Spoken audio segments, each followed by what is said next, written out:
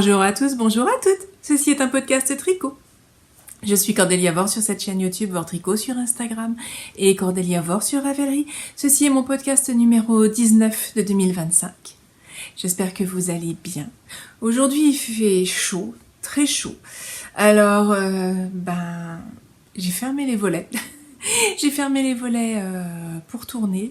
Donc la lumière n'est pas très bonne. Je m'en excuse par avance, mais on va faire ça. On va faire un podcast un petit peu en situation météorologique dégradée, mais ça va pas m'empêcher de vous montrer plein de choses et de discuter de plein de choses avec vous autour du tricot. Donc ici c'est un podcast où on parle de tricot, de design, de bien-être, de sujets un peu creusés parfois, autour des arts du fil, autour des arts de la laine et puis par extension autour d'un petit peu d'autres sujets aussi.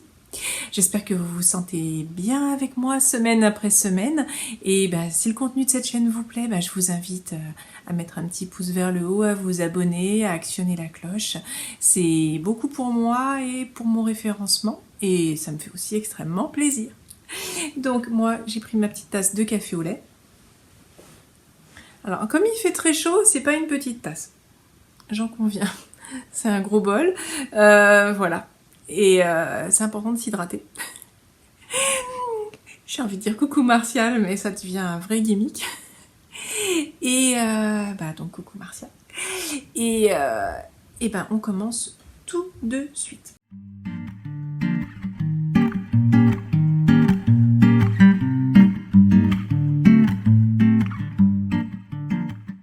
Alors, aujourd'hui, je vais vous montrer mes encours. Il n'y a pas grand-chose d'extraordinaire. J'ai avancé le projet en laine Ziman, donc j'ai envie de vous en parler un petit peu, de vous faire un premier retour, avec un échantillon de 14 mailles à peu près, au 10 cm, donc super gros, ça c'est cool, aiguille 6. J'avance un petit peu mon écharpe avec du mohair pour mon fils. Est-ce que j'ai avancé un petit peu cœur de marin? Peut-être un petit peu. Là, cette semaine, c'est la fin de l'année encore. C'est la fin de l'année scolaire.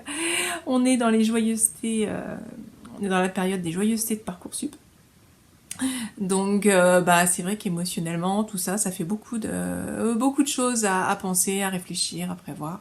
Donc, le tricot, il passe un petit peu au second plan, mais je mets un point d'honneur à toujours essayer de tourner toutes les semaines pour vous offrir ces quelques minutes où on va parler de tricot d'une façon complètement indépendante. Pour le coup. Et je suis très touchée aussi quand je reçois des gentils messages de votre part, ça je voulais le dire, me remerciant pour ce rendez-vous hebdo. Alors parfois vous aurez peut-être vu, mais le podcast a été posté un tout petit peu plus tard. La semaine dernière, je l'ai posté le samedi parce que j'ai pas pu avant, donc je l'ai posté dès que possible le samedi, ou voilà. Je fais mon maximum, il y aura peut-être des semaines où ce ne sera pas possible, mais je mettrai tout en œuvre pour pouvoir vous offrir un podcast hebdomadaire le vendredi. Voilà. Alors, projet en cours.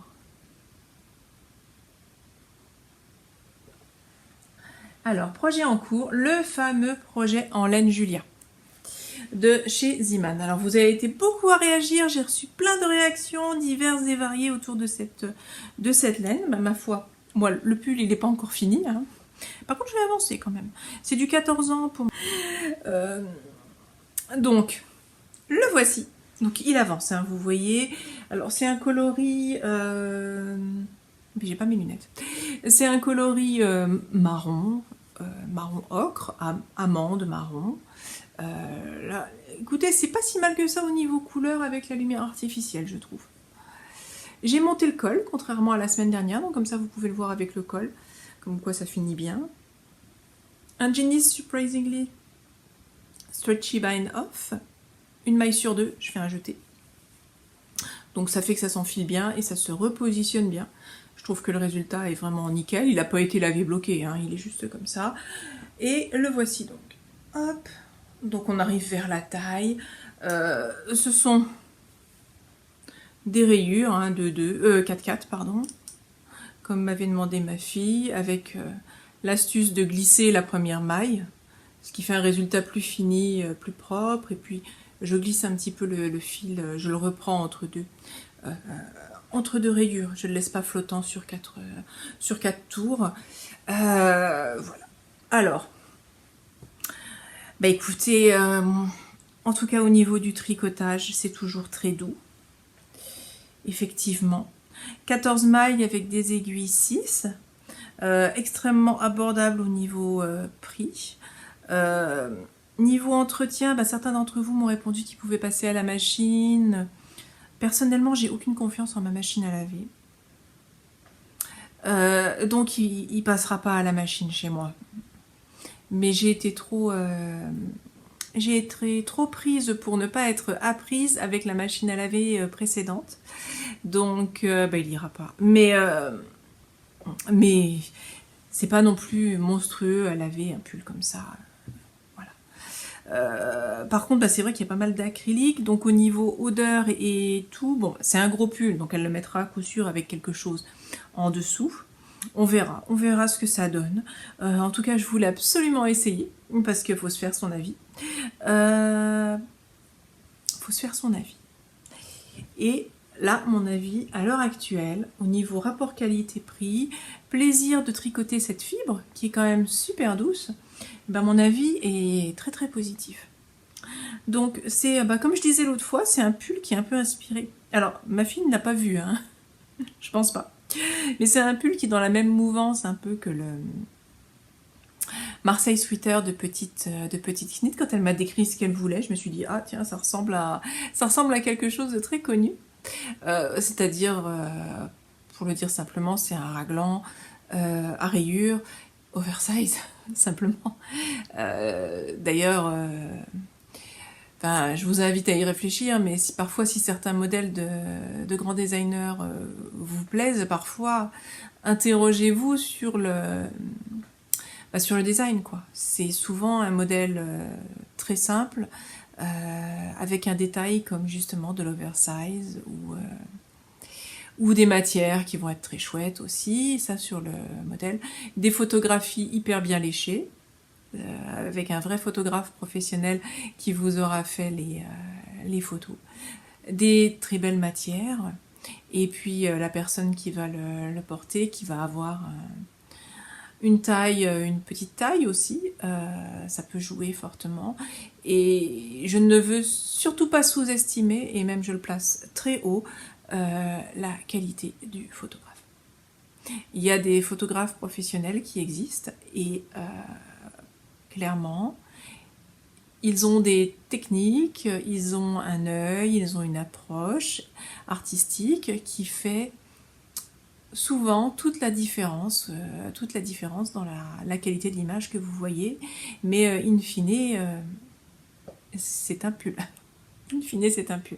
Je vous invite vraiment à y réfléchir et à prendre un petit peu parfois du recul sur les images que vous voyez versus l'objet fini que vous atteindrez à la fin en l'ayant tricoté, même si c'est avec la même laine hors de prix. D'ailleurs, je trouve qu'il est vraiment intéressant de se... Je fais très gaffe à ma tasse parce que voilà, c'est un petit coin de table que j'ai pour la poser. Je trouve que c'est intéressant de se poser des questions éventuellement sur ce que vous avez en image, sur ce qu'on vous vend, sur ce qu'on vous propose, dans la tricosphère aussi, avant d'acheter. Que ce soit les designs, que ce soit les laines hors de prix. Je vous invite à y réfléchir. Je ne vais pas vous faire la morale ou vous dire qu'il faut faire ci ou ça. C'est... Vous voyez, vous savez. vous savez ce que vous achetez, mais ne pas être trop naïf et ne pas être trop le dindon de la farce du marketing. Petite parenthèse fermée. À ce propos, je vous mettrai... ça doit être par là que ça va s'afficher, un lien vers un podcast qu'a fait un podcasteur. Alors c'est en anglais, Vous pouvez mettre les sous-titres traduits en français, c'est Nimble Needles. Alors il est hyper connu ce monsieur, et c'est sur des choses pas très jojo dans la tricosphère. Et alors j'ai pas eu le temps de regarder tout le podcast, il est très récent. Mais le peu que j'ai vu, j'ai été séduite, et c'est pour ça que j'y fais allusion là en ce moment, et que je vous en parlerai un petit peu plus tard. Ça, à la limite, ça aurait pu se garder pour une partie blabla, mais c'est fait.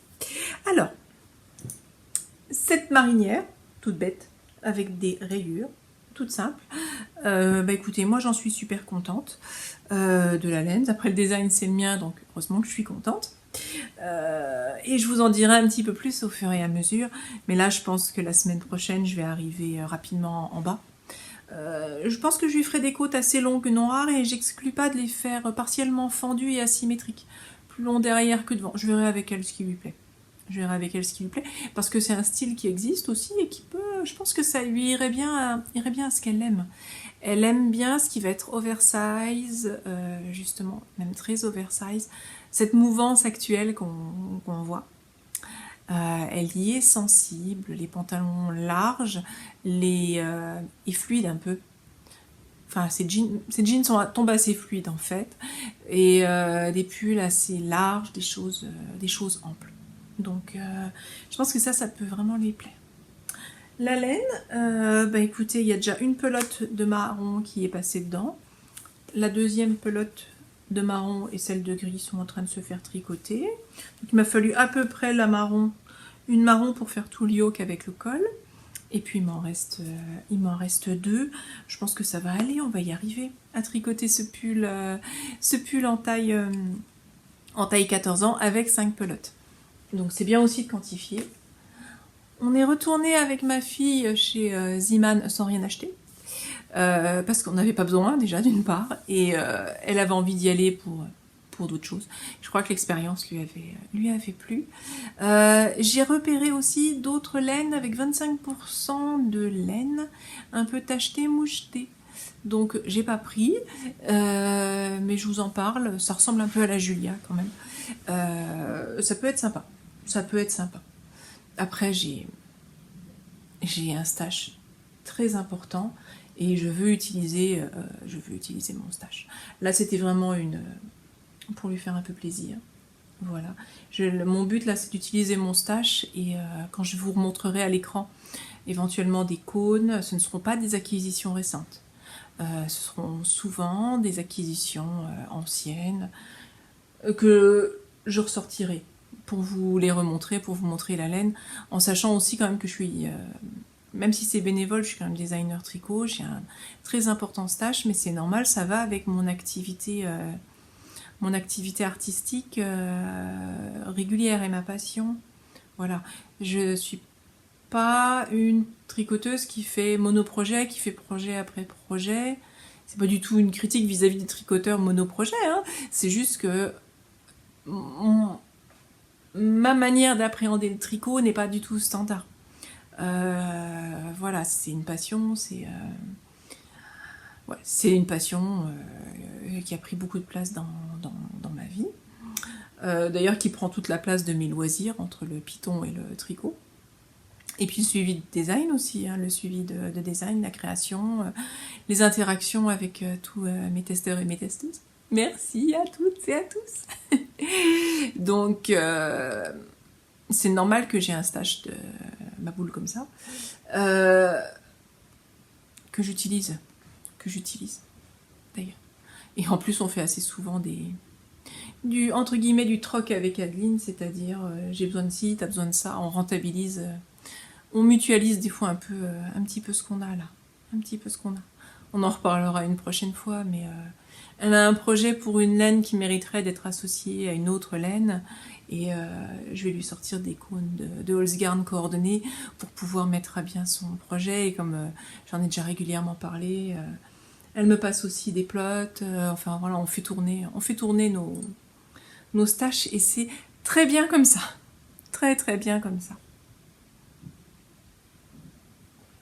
Alors, autre projet en cours que je vais vous montrer, c'est la petite écharpe pour mon fils. Donc je vais enfin recevoir ma laine de chez Linde Hobby. Dieu merci. Et j'aime pas dire Dieu merci, c'est pas une expression qui me... Mais voilà, elle va arriver. Ils me l'ont enfin renvoyé. Le colis, j'ai reçu quelque chose de colis du livreur. C'est en cours, voilà. Donc, je me suis sentie mieux. Et j'ai pu me remettre à réavancer cette petite écharpe sympa. On voit bien la partie qui est... Enfin, on voit un peu quand même entre où ça a été bloqué et pas. Donc je vais pouvoir avancer parce que je vais recevoir la citronnade, la kit silk, donc ce qui me permettra d'aller plus loin parce que là j'ai fait une grosse moitié de l'écharpe en fait. Même si c'est pas une grosse écharpe, j'ai fait une grosse moitié. Donc ça c'est très très chouette. C'est très très chouette, c'est toujours très agréable à tricoter. Je pense que mon fils sera enchanté de l'avoir l'hiver prochain. Voilà. Surtout que, bon bah là, notablement via Parcoursup, alors la plateforme Parcoursup, je fais vraiment des apartés. La plateforme Parcoursup, là, qu'on pratique, ce qu'elle a de bien, franchement. Bon, j'en entends toujours les gens se plaindre.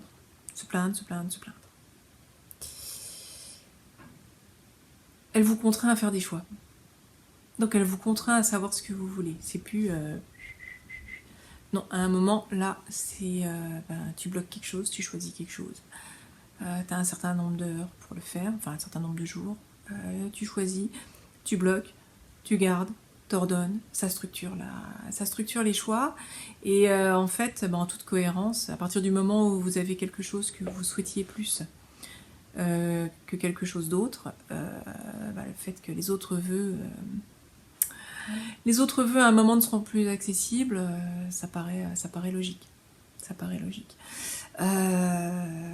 Là, on n'est pas encore dans cette phase, mais il y a un ordonnancement en fait des vœux. Ça vous force à cadrer, à savoir ce que vous voulez.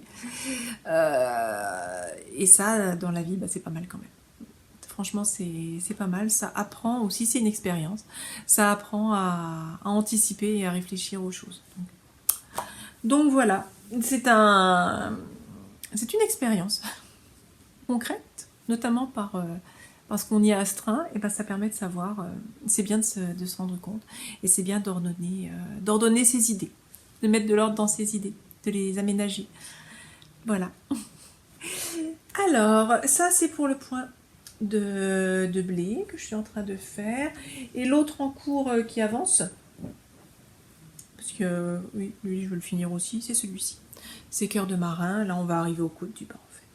Mais je suis pas sûre d'avoir beaucoup rebougé depuis la semaine dernière, surtout avec l'emploi du temps que j'ai eu. C'était pas très compatible.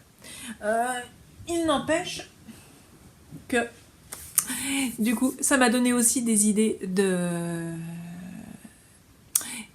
sur un sujet un tout petit peu de fond. Alors ce sera pas un sujet extrêmement fouillé intellectuellement, mais c'est un sujet qui me fait plaisir, que je trouve intéressant. On va parler de points texturés.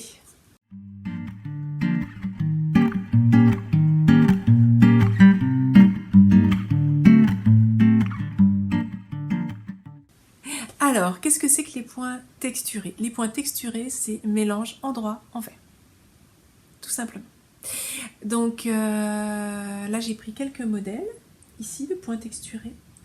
Je vais aller en rechercher un ou deux, peut-être, pour vous montrer ce qu'on peut faire. Donc, ce que je vais rentrer dans les points texturés, c'est endroit, envers, maille glissée. En fait, on tourne pas, on fait pas de jeté, pas de diminution. Endroit, envers, maille glissée. Alors, pour parler de points texturés, j'ai pris ceci. C'est un vieux livre que j'ai, je dois l'avoir depuis à peu près 10 ans. C'est la Bible du tricot. C'est la réédition d'un autre livre que j'ai acheté en anglais. Je voulais vous le montrer, la version en anglais. Mais je ne l'ai pas tout de suite à côté de moi.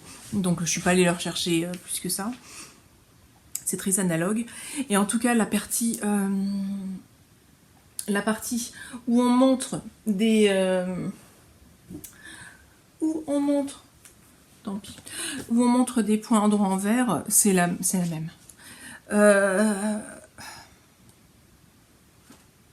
Alors, les grands classiques. Point de blé, point de riz.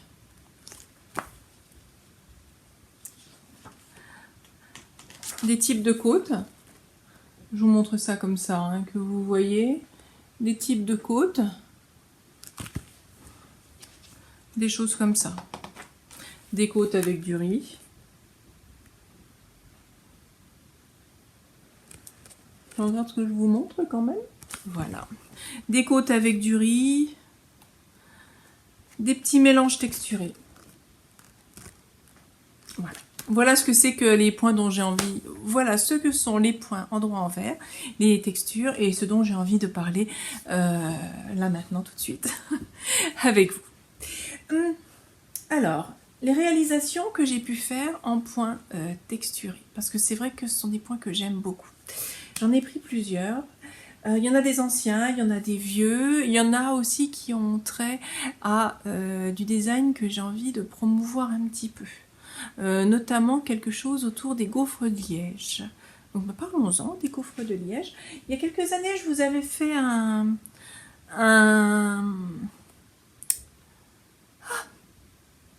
cal de Noël autour des gaufres de Liège. Je ne sais pas si vous vous souvenez.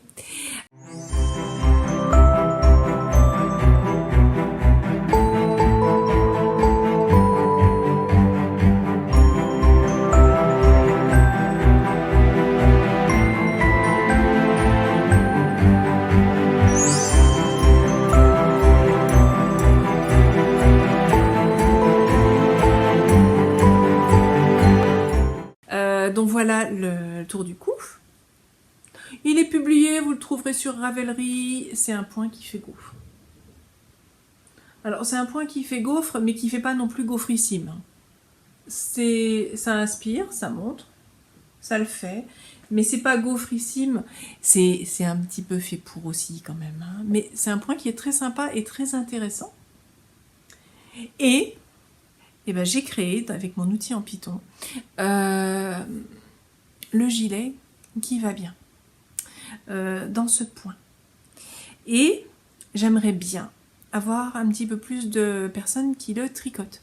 Alors j'ai Stéphanie, coucou Stéphanie, qui tricote énormément de mes modèles et qui l'a fait pour sa fille et qui en est ravie. Mais j'ai envie de le promouvoir. J'aimerais bien avoir des beaux designs de ce modèle et le sortir aussi. Alors, c'est un gilet collant V qui est relativement analogue à celui-ci, qui est souffle d'hiver, qui est actuellement en test, mais qui a été très bien testé, qui est, voilà, avec un col châle. Donc lui aussi, c'est du point endroit en vert. Hein. Vous voyez ce qu'on peut faire avec du point endroit en vert. Des textures qui sont simples, mais pas simplistes. Hein. Regardez comme c'est joli, ce motif de tressage, en fait. C'est un motif de tressage. On a l'impression de voir un motif tressé. De la vannerie. Et d'ailleurs... alors, il n'est pas publié, mais il est en test, il est testé, et j'ai pu constater à quel point il vous avait plu. Alors, si vous avez envie à l'heure actuelle de tricoter quelque chose dans cette veine, avec ce point-là ultra gourmand, bah, c'est le moment. C'est le moment de me faire un coucou, et je vous enverrai avec une immense joie le patron de la veste liégeoise. Vraiment. Je pense que ça va être quelque chose de super. De vraiment super. Mais bah, faut venir. Faut venir le tester. Donc j'en serais vraiment enchantée. Et donc je fais un petit peu sa promotion. Si vous avez envie de vous sentir dans une atmosphère vanillée, chaleureuse, ce serait vraiment très chouette. Là actuellement, non pas que j'ai arrêté de designer, mais je ne promeus plus trop mes patrons parce que j'en ai déjà toute une belle série très intéressante à faire tester avant de les publier. Donc j'attends un petit peu plus vos retours. Voilà. Autre modèle avec un point texturé, vous voyez, celui-ci. Donc celui-ci, je l'ai ressorti pour vous le montrer. Regardez, je ne me rappelle plus son nom, je vous le mettrai quelque part. C'est un motif avec, pareil, quelque chose qui est assez tressé. Je pense que c'est quelque chose que j'aime bien. Et du point de riz. Et du point de riz à l'intérieur. Alors, je l'ai fait en laine, qui est un mélange avec du yak et de la laine de mouton ordinaire. C'est cette même laine dont j'avais des restes que j'ai utilisé pour souffle d'hiver. D'ailleurs, je pense que quand il fera froid... Le modèle s'appelait Marjolaine. Marjolaine. Donc, où est-ce que je l'ai posé? Ici. Mon Marjolaine. Vous voyez tout l'intérêt du point endroit en vert. Tout le relief. En sachant qu'en fait, c'est hyper simple. Hyper simple. Donc ça, c'est une laine avec un mélange de yak. Très chouette. C'est un plaisir, voilà, c'est un plaisir à la rigueur qu'on se fait, que je me fais de temps en temps.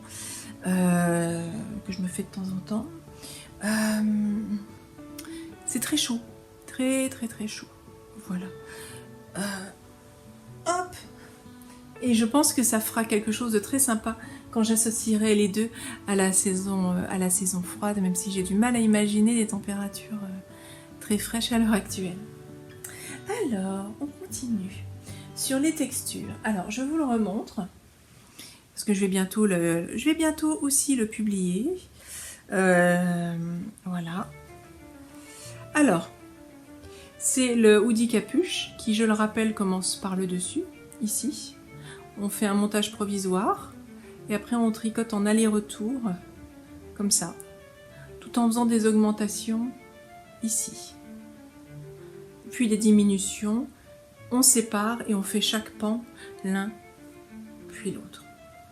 Donc vous voyez, là c'est un modèle tout texturé. Contrairement à ce que je vous ai montré juste avant, c'est-à-dire que ce soit le point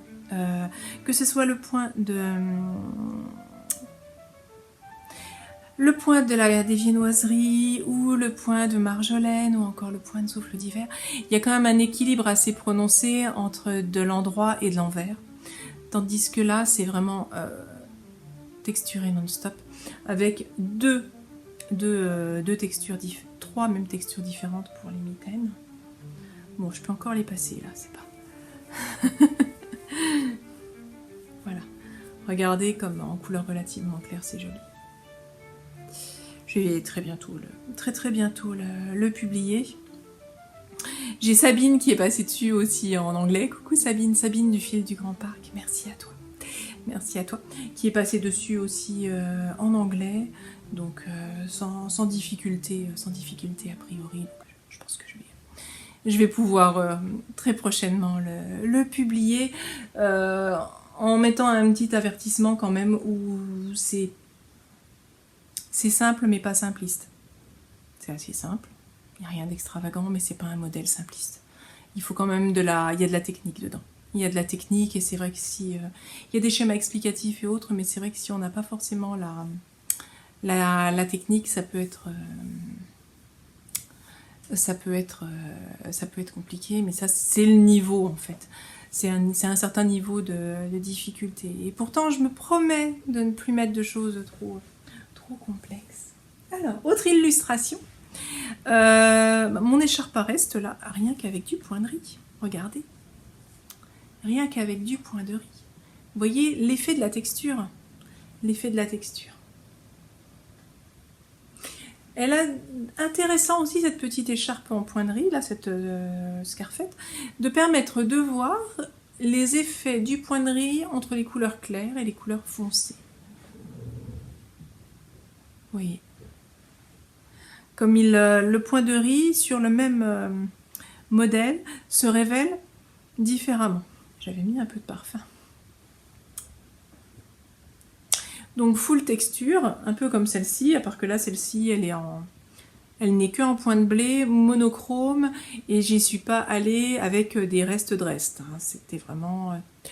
J'ai pris un cône avec de la laine bleue électrique, j'ai pris du mohair, enfin voilà, et elle sera monochrome, elle aura un effet beaucoup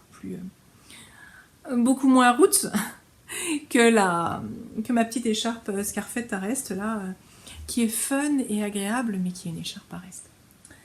Alors, quoi d'autre?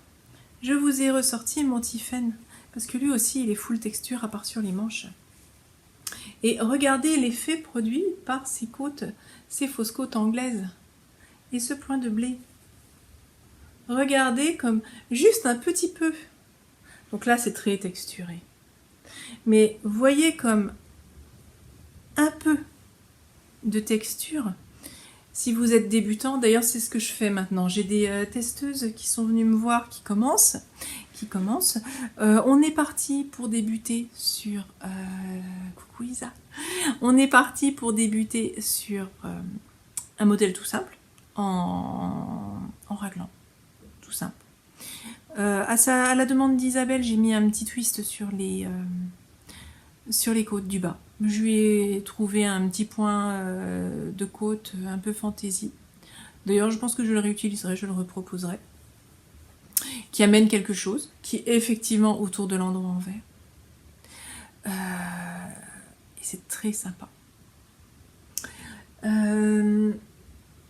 Et là, on est parti sur un autre patron avec un petit twist intéressant. Je ne me rappelle plus exactement, je viens de lui sortir un patron. Voilà. Et de toute façon, pour accompagner aussi si elle le veut bien, pour accompagner sa progression, je lui proposerai après du point endroit en vert, un petit truc avec du point endroit en vert. Oui, je lui ai passé un modèle qui s'appelle éclat de laine. Alors, je ne l'ai pas tricoté, c'est un top-down, un drop shoulder très sympa avec un beau panneau très intéressant sur les côtés. Faudra que je vous mette une image éventuellement du point que j'ai utilisé. J'essaierai de vous la mettre ici, voilà. J'aimerais bien qu'il soit tricoté parce qu'il est vraiment très très très sympathique. Très très très sympathique. J'ai eu aussi des retours pareils sur du point endroit en vert de mes modèles pour l'e-book parisien. Très sympa. Très très sympa. Faudra que je me rapproche des testeuses qui l'ont fait pour avoir des belles photos. Et je pense que je vais vous le publier. Je vais vous le publier assez rapidement avec des jolies photos. Donc voilà, faudra qu'on fasse ça dans des délais assez brefs. Je vous publierai l'e-book de 3 modèles parisiens. Pour le moment, initialement on avait parlé d'un e-book de patron ultra basique, avec exactement les mêmes calculs que l'e-book de modèle parisien, mais il y en a un que j'ai pas encore eu le temps de faire tester, c'est le yoke, et de le finaliser en fait.